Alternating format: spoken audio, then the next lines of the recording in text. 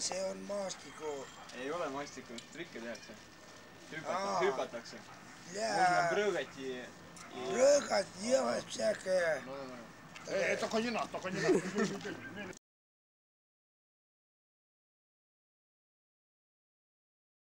Et auto tuleb või?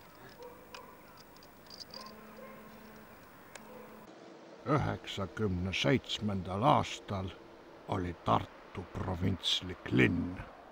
Trekirataste ja rulade valik oli tolleaegses Tartus kehvapoolne.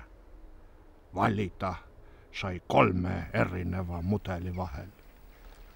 Kes valiku oli teinud ja seadme soetanud, see seadis sammud Fortuna platsile, kus ees ootas trikitajate vennaskond.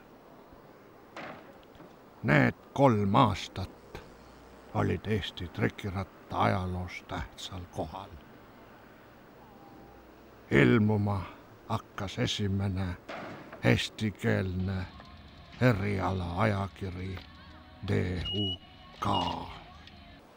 Asfalt pandi maha suurima Eesti skateparki alla ja tehti üritus, millest sai Simple Sessioni vaaris.